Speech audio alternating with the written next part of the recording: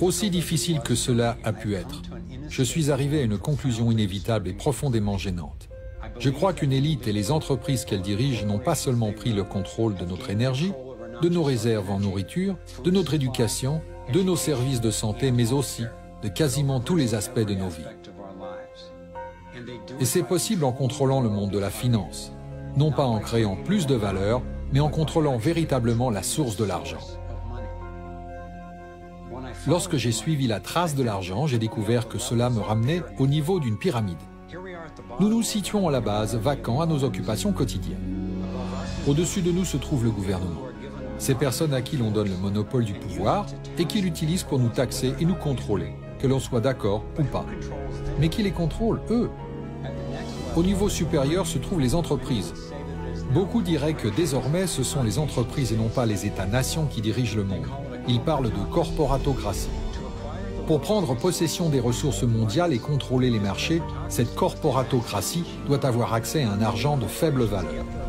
Les grandes entreprises obtiennent leurs prêts à des taux préférentiels auprès des grandes banques, ce qui signifie que les élites aisées qui contrôlent les plus grosses banques contrôlent ces entreprises. En suivant la trace de l'argent, j'ai appris que presque toutes mes croyances à son sujet étaient fausses. Il est intéressant de voir à quel point on se pose si peu de questions sur toutes ces choses de la vie quotidienne. Lorsque, par exemple, nous nous rendons dans une banque et que nous demandons un prêt de, disons, 50 000 $ ou 50 000 livres, que se passe-t-il vraiment? La plupart des gens vivent leur vie en se basant sur une vague image de ce qui se passe. Ce qui se passe réellement lorsque vous demandez 50 000 livres, c'est qu'ils saisissent ce nombre sur votre compte. C'est tout ce qu'ils font. Ils ne frappent pas de pièces, ils n'impriment pas de billets, ils ne déplacent pas de métal précieux, ils mettent seulement la somme de 50 000 livres sur votre compte à partir d'un écran d'ordinateur.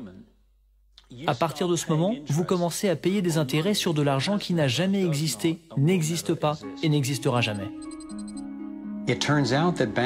Il s'avère que l'argent prêté ne représente en réalité qu'un neuvième de l'argent dont les banques disposent dans leur coffre-fort. Cela est possible grâce à ce que l'on appelle les prêts de réserve fractionnaire. La Réserve fédérale américaine ou la Banque centrale dans tout pays a légalement le droit de fixer le montant qu'une banque doit avoir en réserve. Aux États-Unis, ce montant se situe actuellement autour de 10%. Donc si vous déposez 10 000 $ à la banque en met de côté 10%, soit 1 000 $, puis prête le reste de votre argent. Pour comprendre le fonctionnement de ce système, admettons qu'une personne vienne à la banque et demande un prêt de 9 000 $ pour l'achat d'une voiture. À ce moment, ce sont les 9 000 $ de votre dépôt d'origine que la banque prête. Dès lors, l'argent n'est plus là. L'emprunteur paie ensuite le vendeur de la voiture et l'argent est déposé dans une autre banque qui fait partie du même système bancaire central. Ces 9 000 $ sont traités comme un nouveau dépôt et le processus continue. L'argent est à nouveau déposé et prêté jusqu'à ce que le dépôt initial de 10 000 $ se transforme en une somme de 100 000 €. Le système bancaire a simplement créé 90 000 $ en prêtant votre argent. Apparemment, cela a débuté avec les orfèvres du XVIIe siècle, lorsque la monnaie d'échange était l'or. L'or était lourd à porter. Le véritable métal était donc stocké dans les coffres-forts et le commerce s'effectuait grâce à des récépissés. Ces récépissés représentaient la première forme d'argent papier. Étant donné que seules quelques personnes retiraient leur or à n'importe quel moment, les propriétaires des coffres-forts, essentiellement les nouveaux banquiers, ont commencé à créer des récépissés pour plus de métaux qu'ils n'en avaient réellement. Ils ont prêté ces récépissés et facturé des intérêts sur de l'argent, en l'occurrence de l'or, qu'ils ne possédaient pas réellement. C'est ainsi que notre système de réserve fractionnaire a vu le jour.